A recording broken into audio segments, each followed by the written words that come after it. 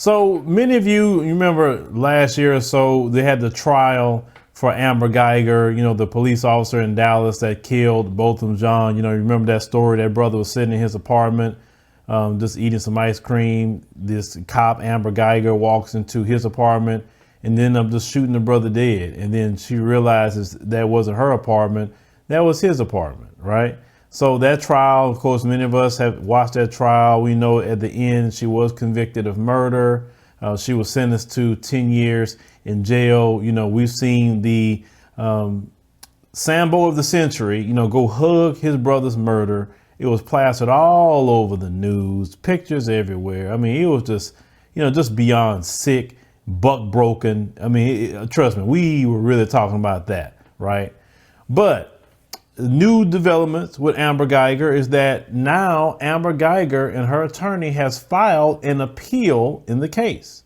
And Botham Jean's mother is upset that this has happened, but you know, this can happen. You can file an appeal here in America. No conviction is really final like that. So they decided to file the appeal claiming that her murder charge should have been criminally negligent homicide instead of murder.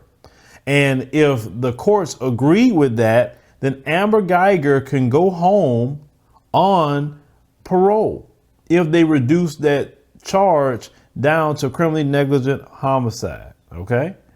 So, of course, you know, you said we talked about Amber Guyger's situation in the years that she went to jail. But think about that. If she get out now, even though Botham Jean's mother is upset, but the display that a lot of y'all showed at that trial and all this, I forgive, and both of them wouldn't want this and both of them wouldn't want that. Well, if, let's say this happens, if this handed to another judge and this judge agrees with it and say, yeah, you know, that's right.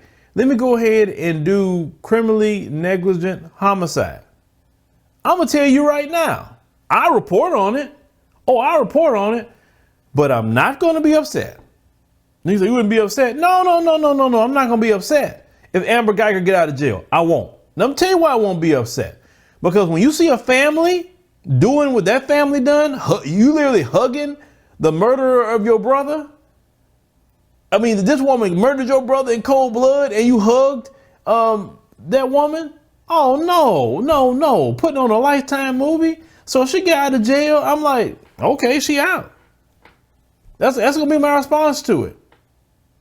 Because we have to move a lot different. Now, of course, in 2020, a whole lot of things have shifted since last year.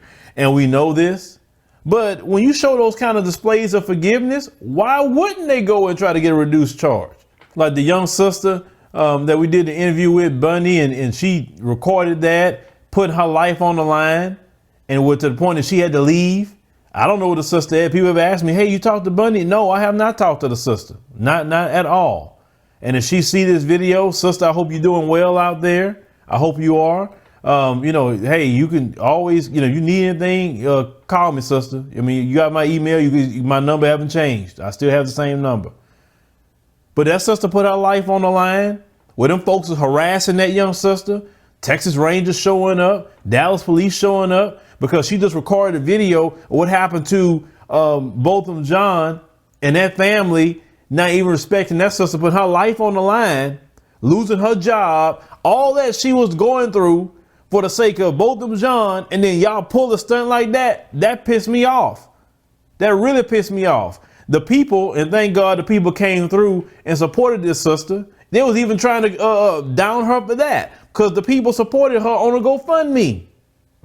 You understand what I'm saying? So yeah, I don't like that. When a black person put everything on the line for another brother, and then the family come around with this, I forgive you, and want to hug and talk about Caesar Borgia. I ain't talking about the real one. I'm talking about, you know what I'm talking about. I'm talking about white Jesus.